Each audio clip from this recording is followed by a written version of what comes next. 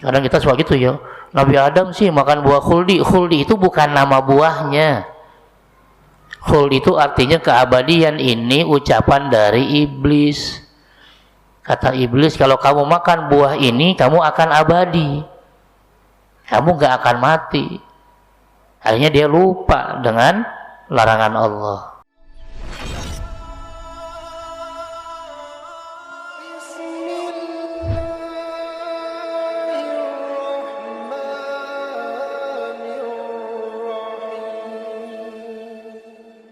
Ya, terima kasih. Assalamualaikum warahmatullahi wabarakatuh. Alhamdulillah wassalatu wassalamu ala rasulillah wa la hawla wa la quwata illa billah ma ba'd. Kepada para jamaah salat maghrib berjamaah beserta ikhlas yang mudah-mudahan senantiasa dimuliakan oleh Allah Subhanahu wa taala. Tafsir kali ini saya ambil dari Tafsir Munir tulisan Profesor Dr. Wahbah Zuhaili jilid 1 halaman 156 sampai 159. Ya, dikatakan di sini takarrar ismu Adam alaihissalam, penyebutan nama Adam alaihissalam diulang sebanyak 25 kali dalam Al-Qur'an. Ya. Ya, kalau saya bukan saya yang salah ya. Saya ambil dari Tafsir Munir. Nah, dikatakan di sini fatahaddatsat anhu suratul Baqarah ya.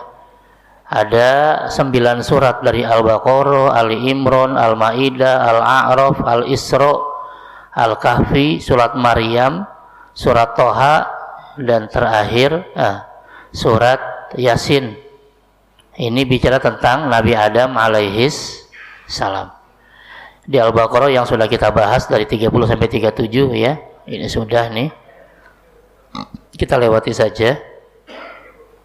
Nah, di Ali Imran ini ada 2 ayat ya. Di sini ada kata-kata Bismillahirrahmanirrahim, innallaha astafa Adam wa Nuha wa ala Ibrahim wa ala Imran alal alamin. Ini di surat 3 Ali Imran ayat 33. Allah menyebutkan nama Adam di sini. Juga 59-nya sesungguhnya perumpamaan penciptaan Isa bagi Allah seperti penciptaan Adam. Maksudnya ini bukan hal yang luar biasa, biasa-biasa aja ya. Jangan gara-gara Isa enggak punya bapak lalu jadi anak Tuhan. Kalau mau kayak gitu harusnya Adam lebih hebat lagi, bapaknya nggak ada, emaknya nggak ada, nggak jadi anak Tuhan tuh. Itu maksudnya.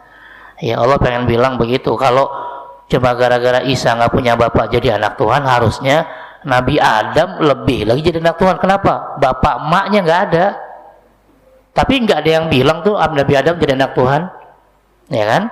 Sehingga mengatakan bahwa Nabi Isa jadi anak Tuhan karena nggak punya bapak, itu juga penjelasan yang lemah.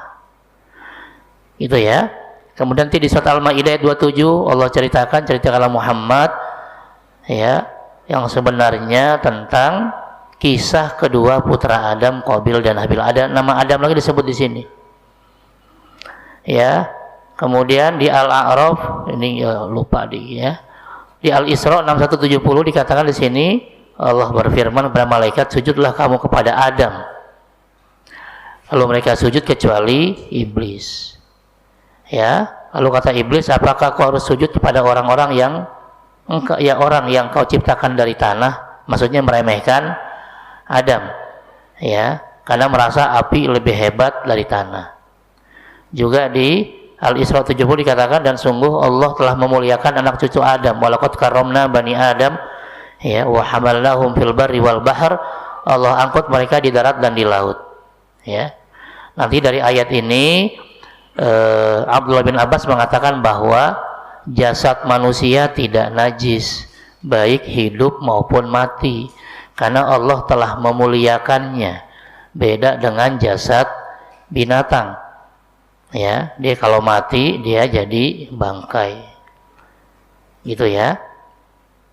Di Al-Kahfi juga dijelaskan 50, dan ingatlah ketika Allah berfirman pada malaikat, sujudlah kepada Adam, mereka pun sujud kecuali iblis, dia adalah dari golongan jin. Ini penegasannya di surat 18 Al-Kahfi. Ya, wa kana minal jinni fa fasaqa an amri rabbi. Jadi jangan bilang iblis itu malaikat, bukan, iblis itu dari golongan jin. tapi dia durhaka kepada Allah. Ya. Lalu di surat Maryam 19 dikatakan mereka adalah orang yang diberi nikmat oleh Allah, ya, yaitu dari golongan para nabi, dari keturunan Adam dan seterusnya. Oke ya, di surat Toha juga diingatkan di sini, ya, sungguh telah Allah pesankan kepada Adam dahulu, tapi dia lupa. Ini masalahnya ya, gara-gara ini doang, gara-gara Adam lupa, akhirnya dia makan buah khuldi. Tapi jangan nanti coba kalau nggak lupa kita di surga, nggak juga. Emang udah takdirnya begitu, mau diapain? Ya, tapi dia Adam lupa. Makanya jangan gampang lupa ya. Ini gara-gara lupa jadi kita di dunia gitu ya. Nah, kenapa Adam lupa? Orang lupa itu kadang ini masalahnya nih. Ya, Allah tidak mendapati kemauan yang kuat pada Nabi Adam. Tuh. Ya, intinya kalau kita nggak punya tekad, biasanya begitu. Ya, apapun kalau kita nggak tekadkan, niatnya nggak sungguh-sungguh, biasanya nggak akan dapat 100%. Di sini Allah ingatkan jangan sampai kelalaian kita itu menular dari nenek moyang kita dulu. Dulu Adam agak cuek, surga banyak inilah, bebas, semuanya bisa dipakai, semuanya bisa dimanfaatkan, semuanya bisa dinikmati. Tapi dia lupa ada satu larangan yang ternyata tetap ya Nabi Adam kerjakan. Ya, dikatakan di sini nanti walam najid lahu azma, dan Allah tidak mendapati kemauan yang kuat pada Nabi Adam. Jadi gimana biar kita nggak gampang lupa? Ya tekadnya yang kuat. Misalnya yang mau hafalan Quran ya, kalau ya udahlah, kalau hafal syukur, nggak hafal syukur, itu mah nggak tekad namanya. Harus semangat, harus hafal, nanti harus diulang gitu. Jadi insya Allah nggak gampang lupa, gitu ya. Ini juga sama kisahnya ya, sujud kepada Adam. Juga masih di surat 20 diingatkan tentang iblis bahwa iblis itu musuh bagimu. Ya, Allah ingatkan nih, wahai Adam, iblis itu musuh bagimu dan bagi istrimu, musuh manusia nih. Hati-hati, ya, jangan sampai kita berteman sama musuh. Kalau berteman sama musuh, nanti musuhnya jadi ngelunjak, jadi belagu. Siapa contohnya? Contohnya lihat sekarang bagaimana Israel begitu dengan pongahnya, dengan kesombongannya. Dia nggak peduli. Kenapa? Karena ketika diingatkan oleh banyak orang di seluruh dunia, dia cuek aja, PBB aja dia cuekin. Kenapa? Karena punya teman yang selalu belain, yaitu Amerika. Diveto lagi.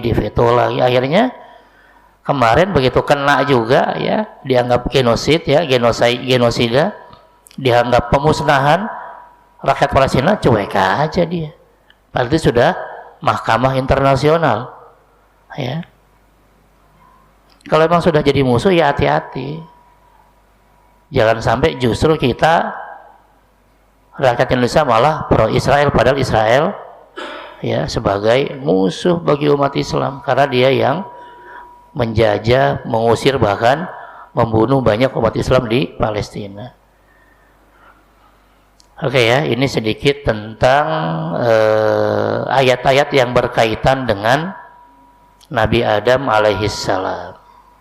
Ya, jadi khuldi itu bukan nama buahnya, tapi khuldi itu berarti keabadian. Kadang kita suka gitu ya, Nabi Adam sih makan buah khuldi. Khuldi itu bukan nama buahnya. Khuld itu artinya keabadian. Ini ucapan dari iblis. Kata iblis, kalau kamu makan buah ini, kamu akan abadi. Kamu gak akan mati. Akhirnya dia lupa dengan larangan Allah. Gitu ya. Di surat Yasin juga diingatkan di sini, ya, bahwa kita tidak boleh menyembah setan. Ya.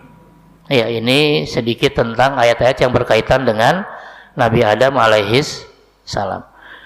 dijelaskan di sini bahwa gaya bahasa Al-Quran ketika menceritakan Nabi Adam juga variatif. Kadang disebutkan nama dan sifatnya, seperti di Al-Baqarah, Al-A'raf, Al-Isra, dan Al-Kahfi. Kadang disebutkan sifatnya saja, seperti di Al-Hijr dan surat Shad. Ya. Ini menunjukkan kemukjizatan Al-Quran bahwa ketika membaca tentang kisah Nabi Adam, ternyata ayatnya kok dengan redaksi yang berbeda-beda tapi maknanya sama. Gitu ya. Kemudian ada 6 tema ketika bicara tentang Nabi Adam kalau dikumpulkan tadi ayat-ayat yang berkaitan dengan Nabi Adam alaihissalam. Pertama, tentang khalqu Adam min tin. Penciptaan Adam dari tanah, bahwa Al-Quran menjelaskan asal penciptaan Adam itu dari tanah min tin, surat 38 surat ayat 71. Lalu juga dari lumpur hitam yang dibentuk min ya hamaim masnun, hingga setelah jadi tanah kering seperti tembikar, solsolin kal fakhar, Allah Ta'ala tiupkan ruh ciptaannya ke dalam tubuh Adam. Seketika menjadi manusia yang bergerak, memiliki kemampuan fisik, akal, berakhlak. Ya. Juga sekaligus mengatakan bahwa Adam dan istrinya sebagai manusia pertama. Dan cerita tentang Nabi Adam sekaligus membantah teori Darwin yang mengatakan bahwa manusia berasal dari monyet. Karena kita tahu di Al-Quran dijelaskan manusia, ya, nenek moyangnya adalah Nabi Adam dan istrinya, bukan dari monyet. Tapi uniknya, ya, penjelasan tentang Darwin itu masih ada di pelajaran-pelajaran di sekolah. Padahal mayoritas yang belajar juga umat Islam. Harusnya dihapus, ini udah nggak cocok. Ya, teori yang salah ngapain diajarin lagi? Oke ya, itu poin pertama temanya. Yang kedua, temanya ada tentang perintah sujud kepada Adam. Di sini Allah ingatkan bahwa sujudnya itu bukan sujud ibadah, tapi sujud penghormatan. Ya, karena ada juga orang yang bilang, kenapa iblis nggak mau sujud sama Adam? Karena iblis itu bertauhid katanya. Dia nggak mau sujud kecuali pada Allah. Ini pemahaman yang bahaya. Ya, iblis itu nggak mau sujud bukan karena bertauhid, tapi memang dia merasa lebih hebat dari Adam. Sehingga dikatakan di sini iblis yang berasal dari bangsa jin menolak sujud, menolak perintah Allah dan menyombongkan diri. Ya, bukan bertauhid. Itu poin keduanya. Ya, jadi semua sujud kecuali iblis, dan iblis nggak sujud karena sombong. Sehingga nanti hati-hati di sini. Ya, orang-orang yang sombong itu kata Nabi, la yadkhulul jannah man kana fi qalbihi mithqalu dzarratin min kibrin. Apa kata Nabi sabdanya? Tidak masuk surga orang yang dalam hatinya ada setitik debu dari sifat sombong. Setitik debu ini gede nggak? Besar nggak?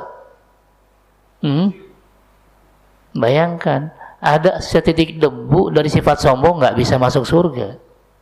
Yang di surga jadi usir sama Allah, apalagi yang belum masuk. Ya kan? Kenapa iblis diusir? Karena dia sombong. Nah, apalagi yang belum masuk surga sombong lagi. Ya, sehingga setelah mendengar hadis ini, sahabat kaget dan bertanya, ya Rasulullah, innar rajul yuhibbu an yakuna thawbuhu hasanan wa na'lu hasanah. Ya, kata sahabat, ya Rasul, ya, sungguh kita kan pasti pengen, yang namanya orang itu pasti ingin, ya, memakai pakaian yang bagus dan alas kaki yang bagus juga. Maksud sahabat ini, kalau orang pakai pakaian bagus sombong enggak? Apakah sombong dilihat dari pakaiannya? Semakin bagus pakaiannya semakin sombong gitu. Semakin jelek pakaiannya semakin tawadu, rendah hati.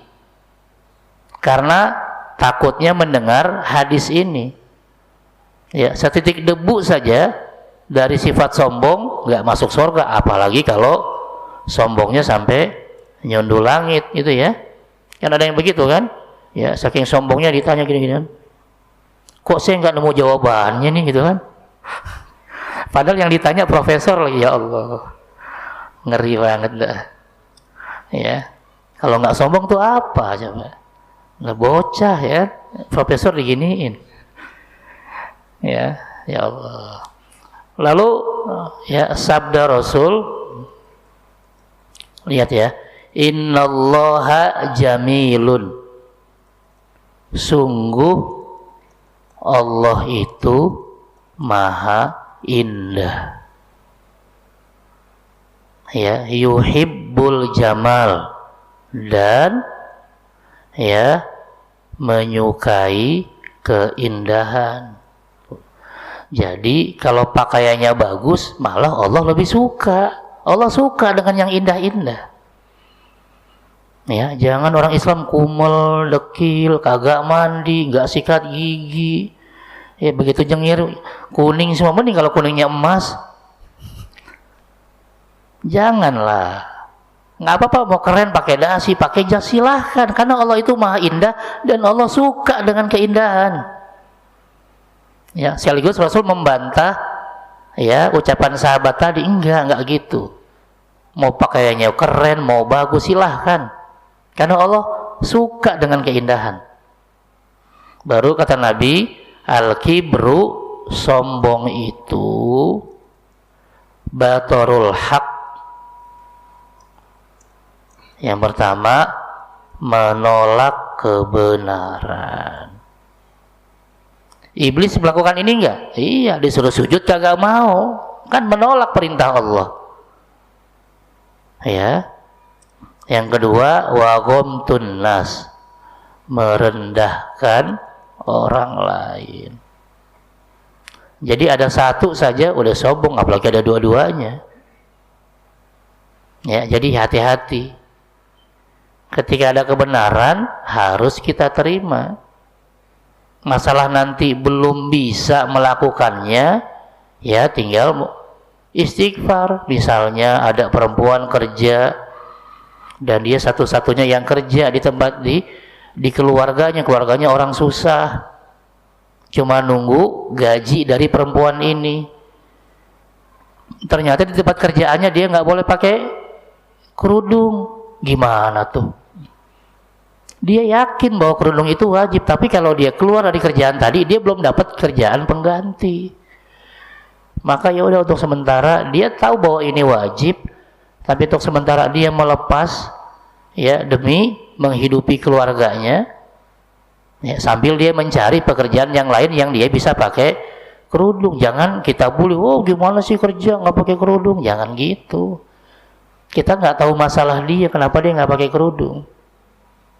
Ya, sama seperti kasus Abdullah ibnul Mubarak, ya, seorang ulama yang berangkat haji tapi nggak jadi pergi haji, karena ketika di perjalanan dia bersama rombongan haji ada orang yang buang bangkai ayam, ya, bangkai ayam dibuang. Karena dia di belakang, dia lihat, ngapain tuh buang bangkai?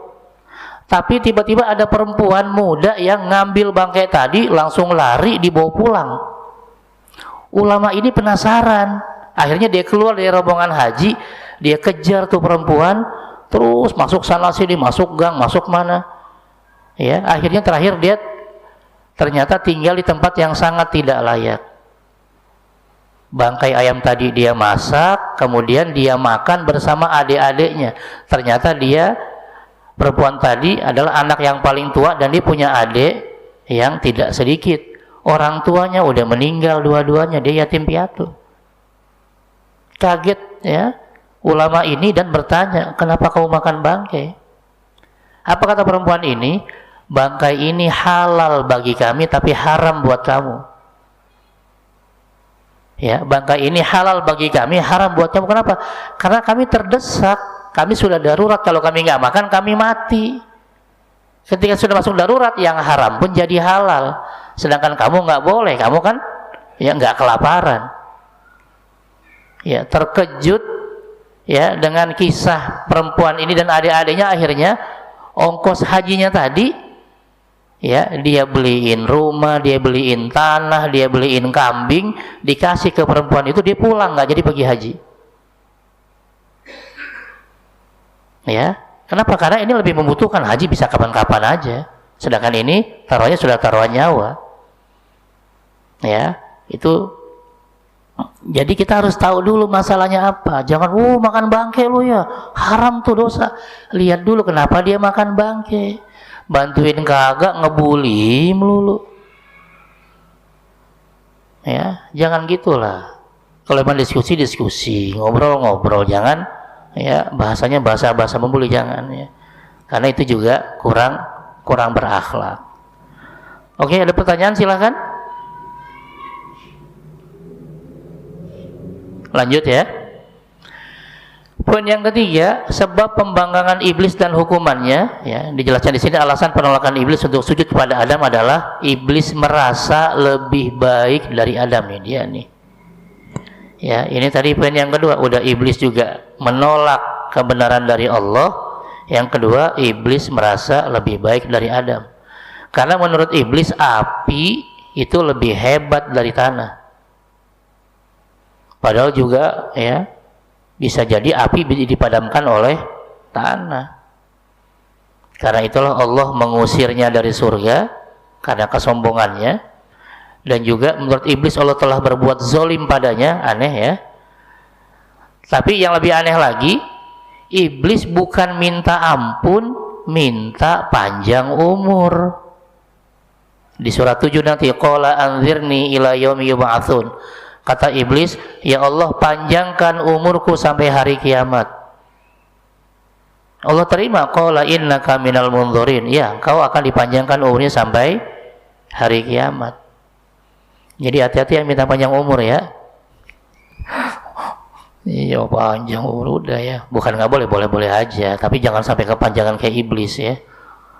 Makanya kalau ditanya iblis kalau ulang tahun keberapa, nggak tahu. Ya.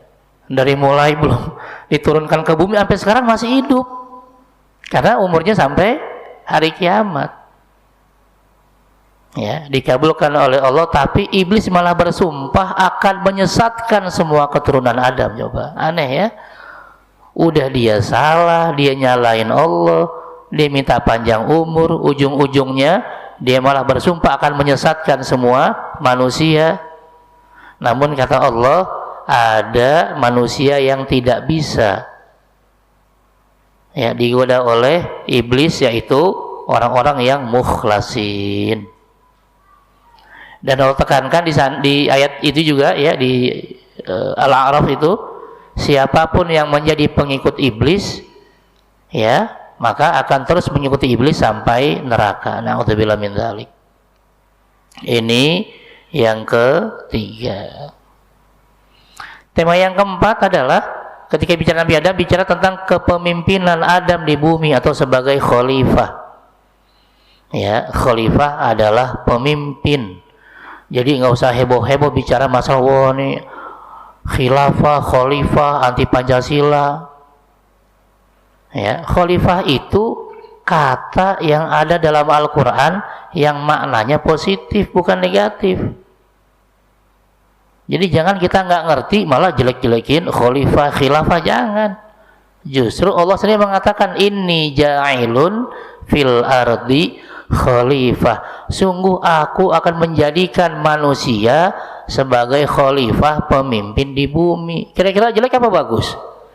Bagus. Kenapa sekarang seolah-olah kalau dengar kata-kata khalifah atau khilafah jadi udah kayak dengar teroris? Ya, kalau nggak ngerti ngaji.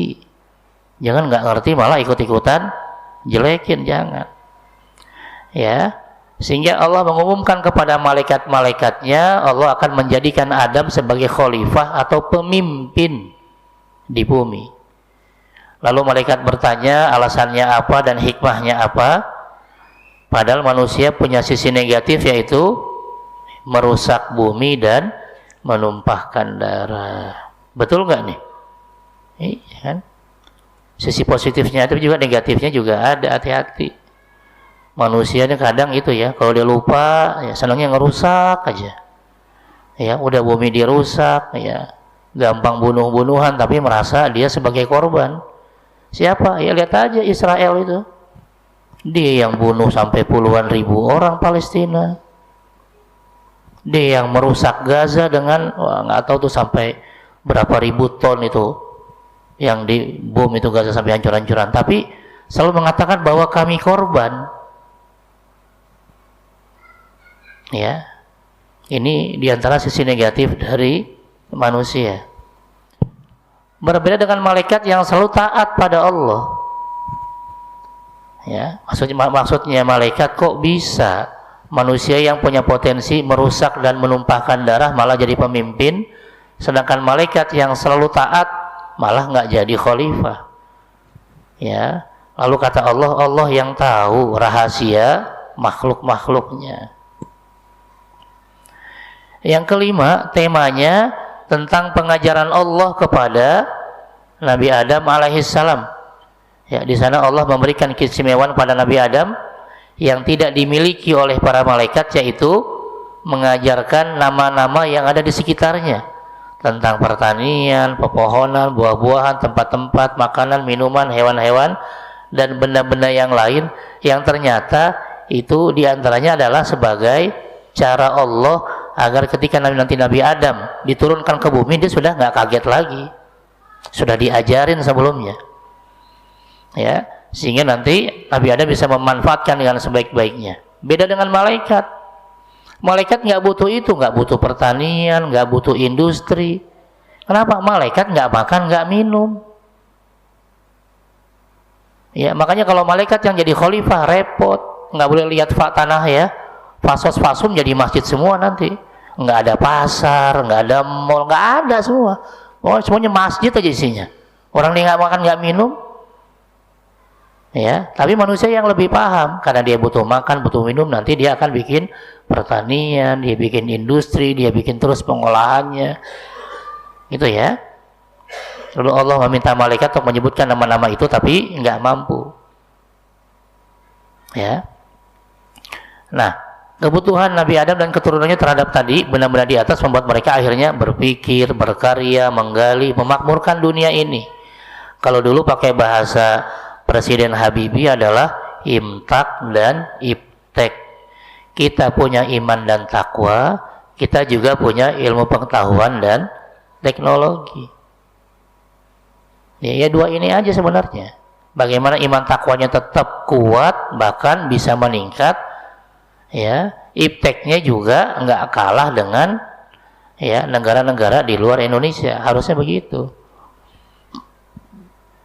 Ya, dan ini suatu kepentingan manusia ya sampai yang akan datang. Itu poin yang ke-5. Dan tema yang ke-6 bicara tentang tempat tinggal Adam dan istrinya Siti Hawa yang awalnya di surga lalu pindah ke bumi. Ya, nah kenapa pindah ke bumi? Dijelaskan di sana tadi ya, bahwa karena Nabi Adam digoda oleh iblis sehingga lupa dengan larangan Allah dan akhirnya memakan buah di pohon itu. Ya, karena dijanjikan oleh iblis kalau makan ini akan jadi malaikat atau menjadi makhluk yang hidupnya kekal. Awalnya ada menolak, tapi iblis terus membujuk dan bersumpah demi Allah, ya, wa qasamahuma inni lakuma laminan nasihin. Nanti di surat Al-A'raf itu ya, wa qasamahuma, dan iblis bersumpah demi Allah, inni lakuma laminan nasihin, sungguh aku iblis ya cuma memberi nasihat. Akhirnya karena ada sumpah menyebut nama Allah, lupalah Nabi Adam.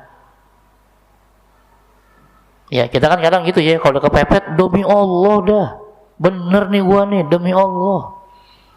Padahal belum tentu juga.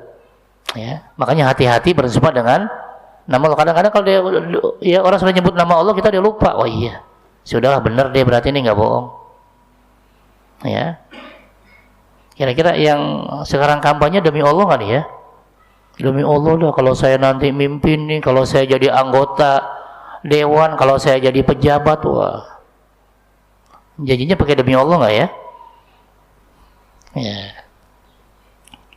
Akhirnya tergoda dan makan buah itu, ya. Kalau Allah menegur mereka, mereka berdua menyesal, ya, mohon ampun pada Allah dan diterima taubatnya, tapi mereka sudah terlanjur diusir dari surga dan menetap di bumi. Ya, itu tema tentang Nabi Adam alaihissalam. Oke, selanjutnya ada pertanyaan, silahkan. Ada pertanyaan, silahkan. Wah.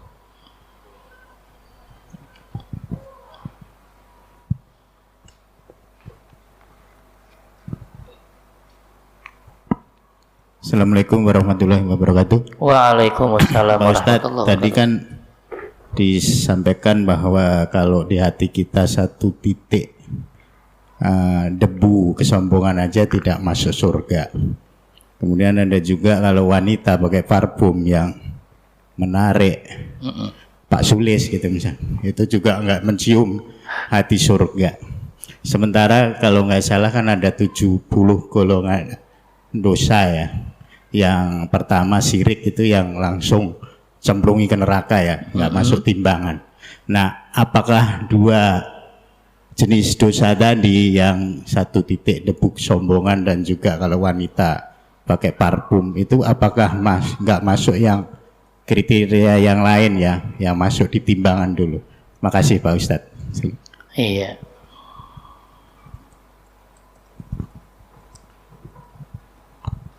Oke, ada yang lain?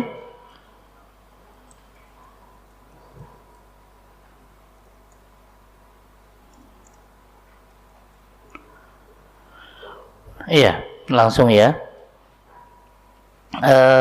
Jadi ketika nanti bicara dosa ini, ya, pertama memang ada dosa-dosa yang membuat pelakunya jadi keluar dari Islam. Ini yang paling berat. Ya, nanti biasanya dalam kajian fikih nanti ada yang namanya haddu, ya, al-murtaddin nanti ya, had atau hukuman bagi orang-orang yang murtad atau keluar dari Islam. Ini dosa yang paling berat, ya. Nanti biasanya dibagi tiga, ada bicara i'tiqad, keyakinan, bisa juga karena ucapan, bisa juga karena perbuatan. Nah, di luar ini dianggap dosa besar, tapi masih dianggap Islam, masih dianggap Muslim, termasuk yang sombong tadi, termasuk perempuan yang pakai parfum tadi. Maksudnya, ketika dia mendengar hadis ini, ketika dia membaca hadis ini, dia buru-buru bertaubat dan hilangkan kesombongannya. Yang perempuan juga sama, ya, karena kata-kata murtadin ini juga nanti ada syaratnya, ya, di antaranya nanti di surat Al-Baqarah ayat 217 kalau tidak salah, ya, wa may yartadid minkum an dinihi fayamut wa huwa kafirun, ya, fa ulaika habitat a'maluhum fid dunya wal akhirah. Ya, jadi maksud Allah dan Rasulnya menjelaskan tentang dosa-dosa ini biar kita itu menjauhinya. Nih ya, nih, barang siapa yang murtad di antara kamu dari agamanya, satu,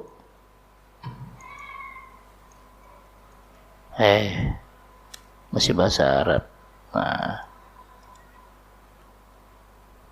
ya, wa may yartadid minkum an dini fayamut. Nah, lalu dia wafat dalam kondisi murtad, barulah yang ketiga ini amalnya sia-sia, dunia akhirat nol, ya, dan dia menjadi penghuni neraka dan kekal di dalamnya, ya. Sedangkan yang tadi walaupun kategori dosa besar, dia tetap masih dianggap muslim, dan kalau dianggap muslim tetap punya peluang masuk surga. Cuma tinggal mampir apa enggak ke neraka. Kalau dia masih sombong sampai meninggal dan enggak tobat, berarti nanti mampir ke neraka. Mampirnya berapa lama? Ya minimal sehari. Ya, seharinya 1000 tahun. Ya, di surat 22 Al-Hajj ayat 47. Ya, fi yaumin kana miqdaruhu alfa sanatin mimma ta'uddun. Itu ya, kata Allah, orang-orang yang minta disegerakan azabnya, tenang aja, sehari kata Allah itu sama dengan 1000 tahun. Iya. Tuh, termasuk siapa? Termasuk yang sombong tadi, termasuk yang ya berparfum yang menyengat, misalnya sampai laki-laki sampai misalnya kejebur got gitu ya, gara-gara ngelihat dia kan nyemplung gitu ya. Iya. Ini hati-hati kan nih ya, ini ayatnya. Dan mereka meminta kepada Muhammad agar azab disegerakan, padahal Allah tidak akan menyalahi janjinya. Dan sesungguhnya nih, sehari azab di sisi Allah seperti 1000 tahun menurut perhitunganmu.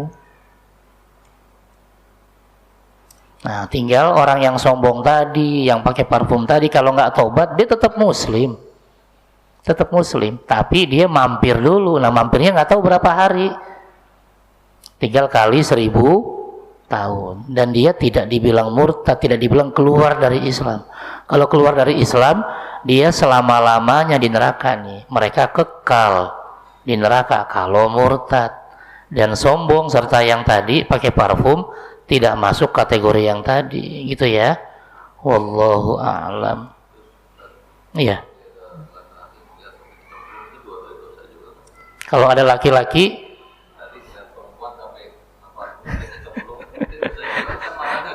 ya jelas dosa, makanya kan memang susah. Iya. Tapi iya, ya. Dan memang ketika bicara wanita itu bukan wanita itu jadi jelek dalam pandangan Islam, bukan. Justru ya, saya pernah baca itu ya, disertasinya dari siapa ya, lupa saya. Judulnya usus itu bukan usus ya, tapi dasar-dasar usus tarbiyatil fatah fil Islam, dasar pendidikan wanita ya dalam Islam. Dikatakan di sana di disertasi itu bahwa ayat tentang zuyyina linnasi hubbus syahawat minan nisa'i wal banin, surat 3 ayat 14 itu maksudnya adalah lelaki pasti merasa lemah di hadapan perempuan. Makanya kenapa perempuan itu ya disuruh pakai hijab, parfumnya juga jangan yang sampai menyengat buat laki-laki, karena laki-laki itu pasti merasa lemah. Mari kita lihat zaman sekarang kan, untuk bagian-bagian pemasaran biasanya yang dipakai siapa? Perempuan. Laki mentok nih, datanglah perempuan, oh ACC langsung. Karena laki-laki itu lemah, itu memang udah fitrahnya. Fitrahnya laki-laki lemah di hadapan perempuan. Ya, karena itu tadi perempuan ya jangan sampai wewangiannya pun diatur oleh Allah, diatur oleh Nabi, agar jangan sampai dua-duanya tadi jadi dosa. Yang pakai wewangian berlebihan juga berdosa, yang ngelihatnya juga nggak ngedip dosa juga kan, habis nyemplung gitu. Iya kan, dia nggak ngedip kan, oh ya kalau ngeliatin HP kan udah sampai nyemplung dia. Nah, iya dia dosa nyungsep dia double dia. Oke ya gitu ya. Monggo ada yang lain silahkan.